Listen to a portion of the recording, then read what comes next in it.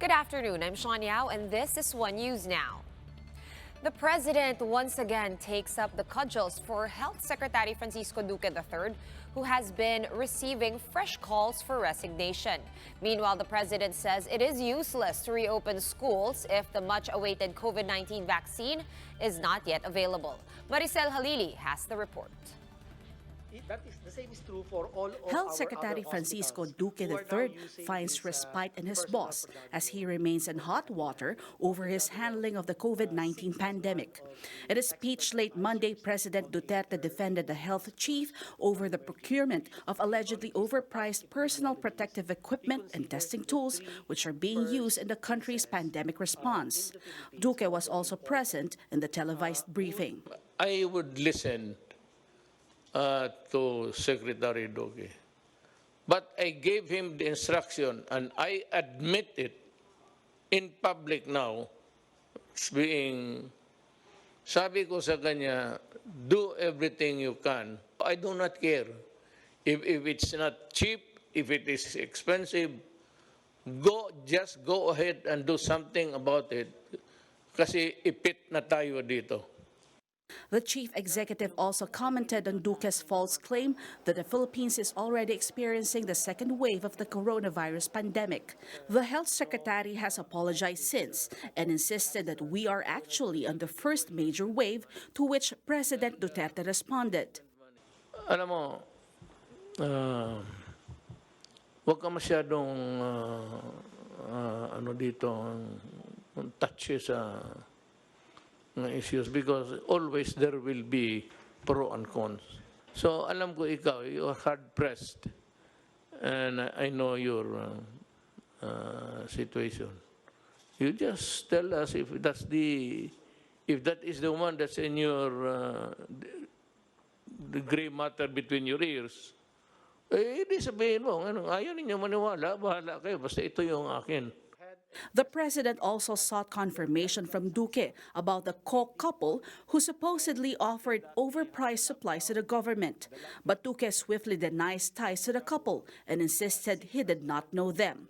Meanwhile, in the same briefing, President Duterte said he will not allow the reopening of classes as long as the vaccine for COVID-19 is not yet available. The DepEd has earlier set the school opening for the incoming academic year on August 24th and has been pushing for alternative learning tools such as online. But without the vaccine, it's really danger. It spells disaster. So, mask, hugas kamay. Mga bata, wag muna. Yung opening ng classes, that's a very... I will not allow the opening of classes na magdikit-dikit yung mga bata. No? President Duterte also appealed to LGUs to accept repatriated OFWs who have undergone weeks of quarantine in Manila.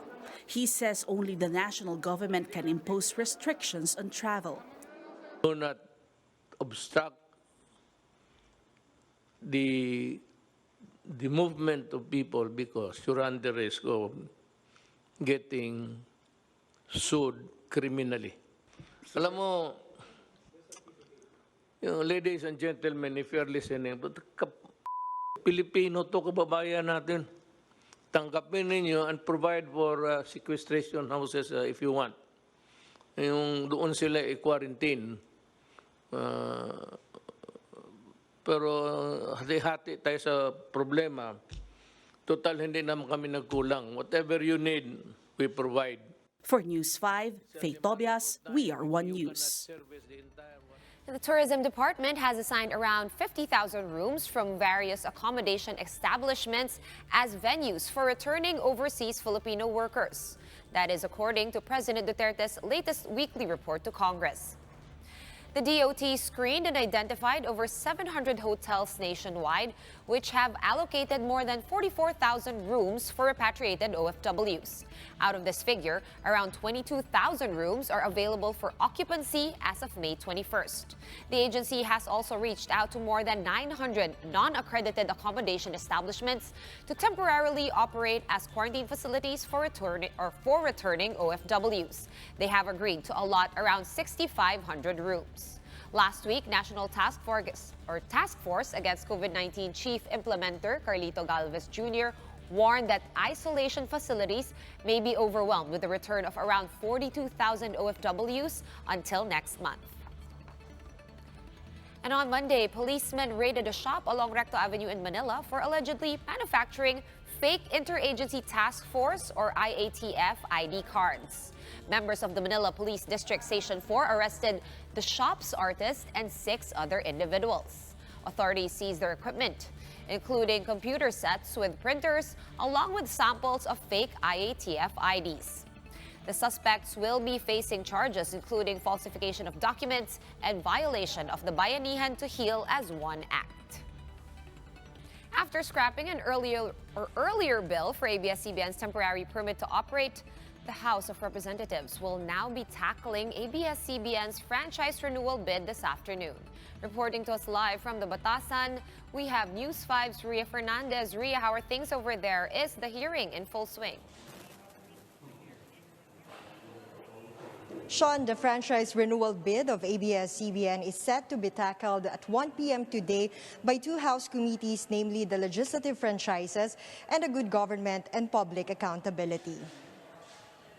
According to Bulacan Representative Jonathan C. Alvarado, who also chairs the Committee on Good Government and Public Accountability, they will be calling on several resource persons to shed light and provide an overview of the issue. Among those who are expected to attend today's joint hearing is Solicitor General Jose Calida. But earlier today, Calida has declined the invitation. Calida reiterated that the sub judice rule, which restricts comments that might influence the court, prohibits him from sharing views and recommendations with the House in relation to the quo warranto petition he filed before the Supreme Court and the National Telecommunications Commission's cease and desist order against ABS-CBN. Also on the agenda is the reply of the NTC to the show cause order of House Legislative Franchises Committee Chairperson Franz Alvarez. Recall that NTC broke its commitment to House lawmakers that it will issue a provisional authority once the network's franchise expires after the Soljan warned that such action is illegal. Speaker Alan Cayetano earlier said that they will hold the hearing even on recess so that by August, they will be ready to decide if they will grant ABS-CBN its 25-year franchise. Meanwhile, Justice Secretary Menardo Guevara maintained his legal opinion given to NTC that it can give provisional franchise to ABS-CBN while the application is still pending at the lower house. But what if there's already a cease and desist order?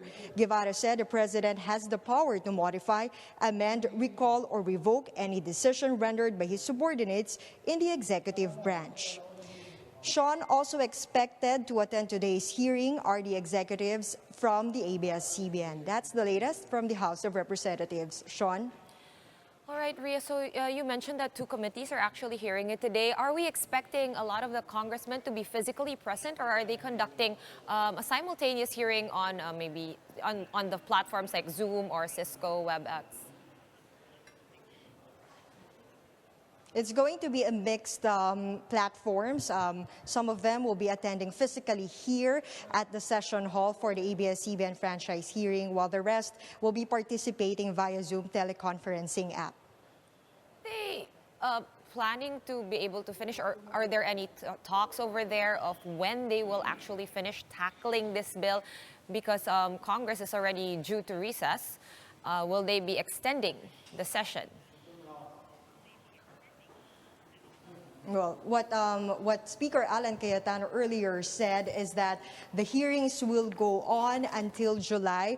What is certain is that before the 5th State of the Nation address of the President, they will be over with this hearing so that by August they will be ready to decide if they're going to grant ABS-CBN a fresh 25-year franchise.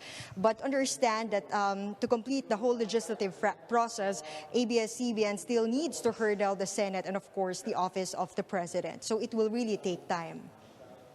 All right, so the deadline is Halloween, right? October 31. Thank you, Ria Fernandez, for all those updates. We will, I guess, get back to you later on when the hearing starts. Ria Fernandez of News 5 reporting to us live from the Batasan Pambasa in Quezon City. Meanwhile, in Ormoc City, Mayor Richard Gomez hits the national government for its, quote, carelessness in implementing its Balik Probinsya program. In a Facebook post, Gomez singled out the Interior Department, the National Housing Authority or NHA, as well as the OWA or Overseas Workers Welfare Administration. Gomez says he was surprised to see repatriated OFWs arriving in Leyte on Monday without prior notice from these agencies. The mayor adds that he merely received a text message on Monday morning from DILG Region 8 and OWA informing him of three flights of returnees from Manila that were arriving in the airport or in the Tacloban City Airport. However, Mayor Gomez insists he was instructed by the national agencies to receive the returnees even if they have not been properly documented and tested. Ormoc is currently under general community quarantine until the end of May.